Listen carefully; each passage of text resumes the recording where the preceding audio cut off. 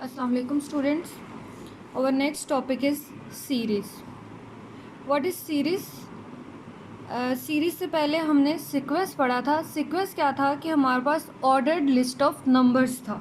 ठीक है, वो नंबर्स किस फॉर्म में थे? Suppose 1 2 3 4 up to so on. इस तरह के मीन्स जो ऑर्डर्ड लिस्ट ऑफ नंबर्स होते हैं, या आप इसको ले लो 2 4 6 8 10 12. अगर तो ये किसी पॉइंट पर स्टॉप हो रहे हैं तो ये फाइनाइट सीक्वेंस होता है. अगर स्टॉप नहीं हो रहे, up to so on move कर रहे हैं, then we say it infinite sequence. ये अगर आप इसको जनरली देखो तो जनरल में हमारे पास क्या होता है? A1 A2 A3 A4 and up to so on. Means first term is A1, second term is A2, third term is A3 of this sequence and up to so on infinity तक. ठीक है, अब इस case में देखो यहाँ पे first term क्या है? 1 है, सेकंड टर्म क्या है? 2, थर्ड टर्म क्या है इस सीक्वेंस की? 3, और फोर्थ टर्म जो है वो 4 है यहाँ पे, और अप टू सो ऑन. तो सीक्वेंस को अगर हम, ये जो सीक्वेंसेस मैंने लिखे हैं, इनको अगर हम सम कर दें तो वो हमारे पास क्या बन जाता है? सीरीज़ बन जाएगी. अब ये मैंने सीक्वेंस लिखा हुआ है 1 2 3 4 सो ऑन. इनके सेंटर में अगर मैं यहाँ पे प्लस लगा दूँ, 1 + 2 + 3 + 4 + सो ऑन, या इसी तरह 2 + 4 + 6 + 8 + 10 + 12 अप टू सो ऑन. तो अगर हम सीक्वेंस को सम कर दें तो वो हमारे पास क्या बन जाता है? सीरीज़ बन जाती है. सेम इसी तरह यहाँ पे आप लिख सकते हो A1 + A2 + A3 + A4. ठीक है, तो यही डेफिनेशन यहाँ पे लिखी हुई है. The sum of n indicated number of terms in a sequence is called series. अब इसकी एक और एग्जांपल अगर हम देखें कि हमारे पास the sum of first 7 terms of the sequence n square. एक सीक्वेंस है एन स्क्वायर है, तो उसमें टर्म्स किस टाइप की होंगी? एन की वैल्यू हमने कहाँ से स्टार्ट करनी है? सीक्वेंस बेसिकली क्या होता है? Sequence is a function whose domain is a subset of natural numbers. तो हम n की वैल्यू कहाँ से स्टार्ट करेंगे? 1 से स्टार्ट करो, तो आंसर क्या आएगा? 1. फिर n की वैल्यू 2 पुट की. अगर मैं यहाँ इसको सीक्वेंस की फॉर्म में लिखूँ, मीन्स n स्क्वायर किसके इक्वल होगा? n की वैल्यू जब 1 पुट की तो आंसर क्या आ गया? 1. n की वैल्यू 2 पुट की तो 2 square that is equal to 4. n की वैल्यू 3 पुट की तो 3 स्क्वायर इज 9. n की वैल्यू 4 पुट की तो 4 square that is equal to 16 and up to so on. तो उसने यही बोला है कि अगर हमने ये जो सीक्वेंस है एन स्क्वायर, इसकी फर्स्ट 7 टर्म्स को, मीन्स n की वैल्यू जब आप 7 पुट करोगे तो 7 स्क्वायर लोगे तो वो क्या आएगा? 49 आएगा. तो 7 टर्म्स का, फर्स्ट 7 टर्म्स का जो सम होता है वो किसके इक्वल होता है? यही टर्म सीक्वेंस की टर्म्स लिखी और उनका सम कर दिया, तो वो हमारे पास ये बन गई, सीरीज़ बन गई ऑफ एन स्क्वायर की. ठीक है, तो अब नेक्स्ट वो कह रहा है the above series is also named as the 7th partial sum of this sequence n square.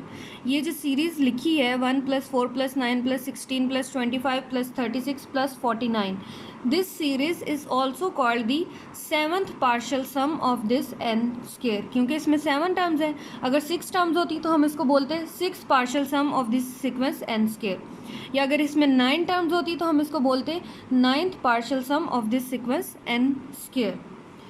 अब जैसे सीक्वेंस में बात हो रही है, अगर तो कहीं पर स्टॉप हो रही है टर्म्स तो हम उसको फाइनाइट सीक्वेंस बोलते थे. अगर up to so on move कर रही है टर्म्स तो हम उसको इनफाइनाइट सीक्वेंस बोलते थे.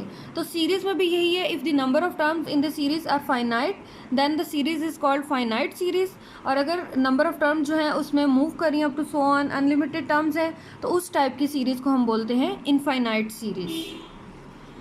अब नेक्स्ट इसमें देखते हैं sum of the first n terms of an arithmetic series. Mean अगर आपके पास एक सीरीज़ गिवन है और हमें, अब यहाँ से हम, जैसे ये आपको, ये मैंने एक सीरीज़ लिखी थी, sum of the first 7 terms of this series.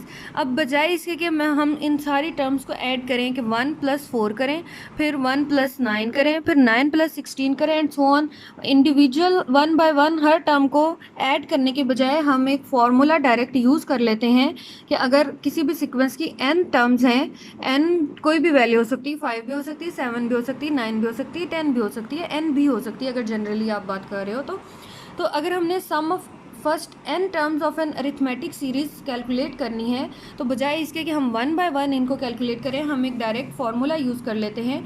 वो फार्मूला क्या है? That is equal to Sn is equal to n/2 into A1 plus AN।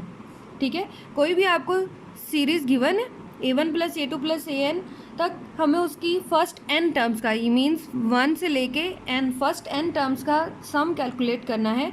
तो उसके लिए आप ये वाला फार्मूला जो है वो यूज़ करेंगे। अब इसको हम आप ये फार्मूला यूज़ कर लें, या इसको हम लिख सकते हैं जैसे हमने पीछे सीक्वेंसेस में पढ़ा था अरिथमेटिक प्रोग्रेशन में, कि जो nth टर्म है अरिथमेटिक प्रोग्रेशन की वो किसके इक्वल होती है? A1 plus n-1 into D.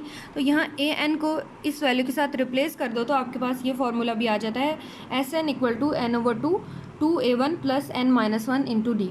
लेकिन मोस्टली हम जो है ये वाला फार्मूला यूज़ करेंगे, उसके अंदर सब्स्टिट्यूशन फिर ये वाली an की वैल्यू की करते हैं। ठीक है, जहाँ भी आपको पूछा जाए कि find the sum of the first n terms of this series, तो आपने कौन सा फार्मूला यूज़ करना है? Sn। n टर्म्स अगर कहा जाए find the sum of the first 17 terms of this arithmetic series, तो n की वैल्यू को यहाँ से आप क्या रिप्लेस कर दोगे? 17 से रिप्लेस कर दोगे। ठीक है, इसके लिए हम एक नेक्स्ट एग्जाम्पल देखते हैं। ये एग्जाम्पल 1 है, उसमें क्या कहा गया है?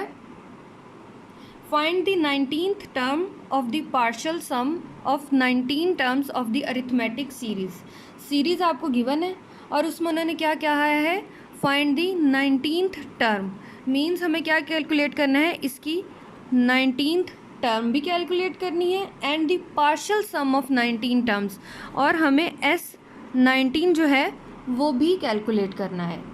तो सीरीज़ आपको गिवन है, A19 का हमें फार्मूला पता होना चाहिए। A19 मीन्स जनरल, अभी मैंने प्रीवियस भी आपको बताया, AN की वैल्यू किसके इक्वल होती है? That is equal to A1 plus n-1 into D according to arithmetic progression. Previous lecture में आपने इसको देखा होगा। ठीक है, तो A19 कैलकुलेट करने के लिए हम ये वाला फार्मूला यूज़ करेंगे, और S19 कैलकुलेट करने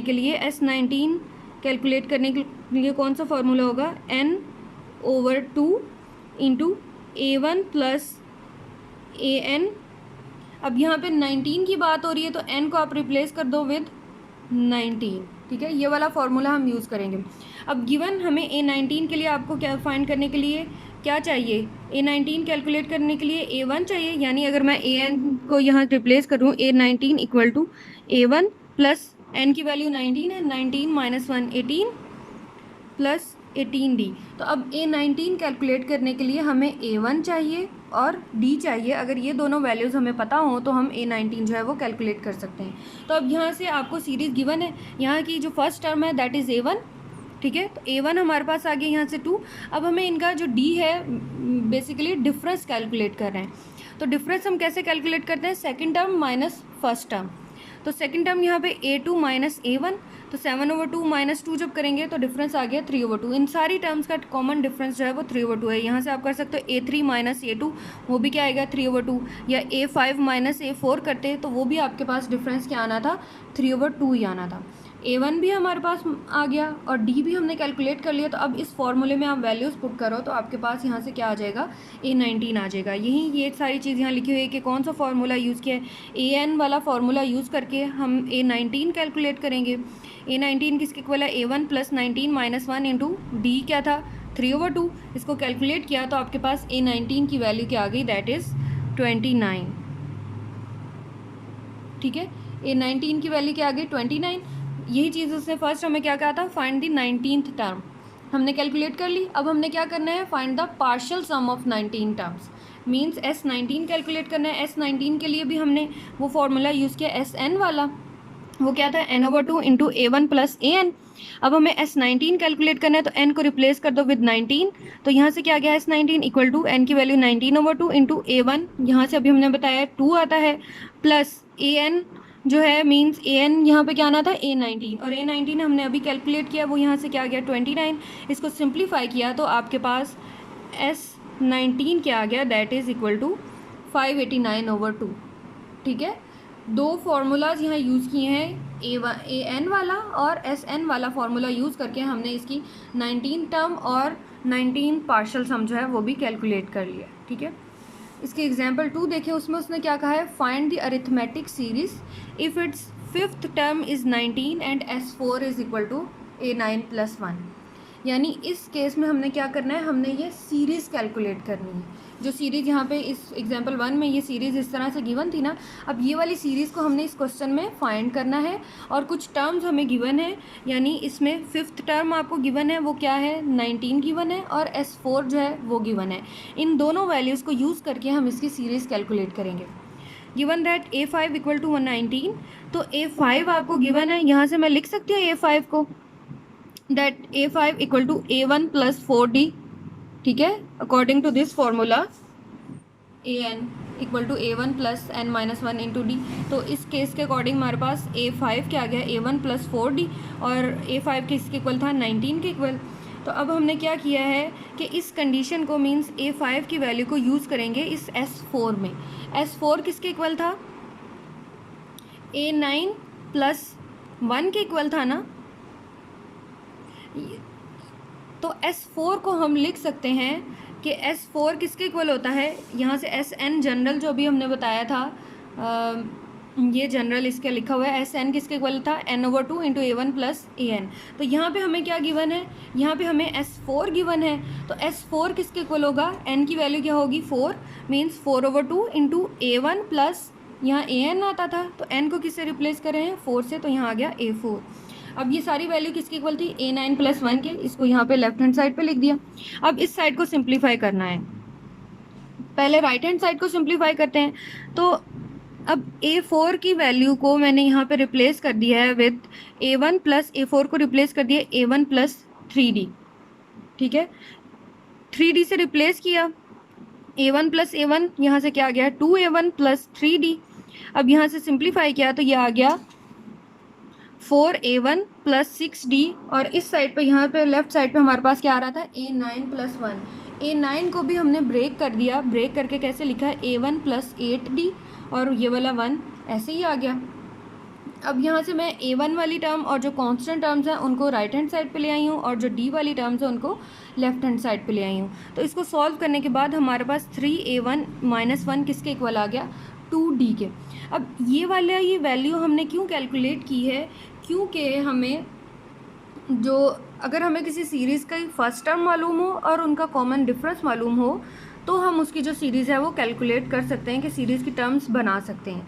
तो अब हमें यहाँ से A1 और D कैलकुलेट करना है। तो अब यहाँ से 2D इक्वल आ रहा है इस वैल्यू के, तो ये इक्वेशन 1 में देखो हमारे पास A1 + 4D था, तो 4D को मैं लिख सकती हूँ 2 × 2D, ठीक है। तो 2 × 2D के अकॉर्डिंग यहाँ से मैंने इसमें वैल्यू पुट की है A1 + 2 × 3A1 - 1, यानी ये इक्वेशन 1 थी, यहाँ पे A1 ऐसे ही आ गया, प्लस 4 को मैंने ब्रेक किया है, 2 × 2 में लिखा है, 2 × 2D, तो ये 2 ऐसे ही यहाँ पे ये वाला 2 ऐसे ही आ गया, ये वाला 2, और फिर जो आगे 2D आ रहा था उसकी जगह पे मैंने ये वाली वैल्यू पुट कर दिया, और इक्वल आ रहा था यहाँ से 19 के इक्वल।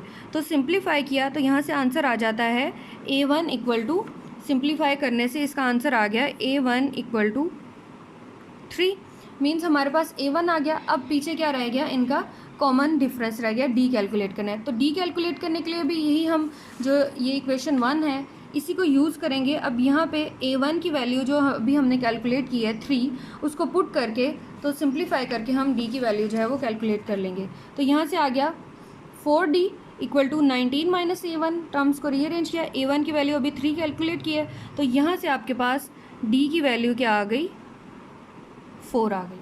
मीन्स जो भी हम सीरीज़ बनाएंगे उसकी फ़र्स्ट टर्म क्या होगी, 3 होगी, और उस सीरीज़ के अंदर जो बाकी सारी टर्म्स हैं उनका कॉमन डिफरेंस क्या होगा, 4 होगा। तो अब 3 के बाद 4 का डिफरेंस लो और फिर देखो कि सेकंड टर्म क्या आती है। 3 के बाद 4 टर्म्स का डिफरेंस लो तो 4, 5, 6 और 7, ठीक है।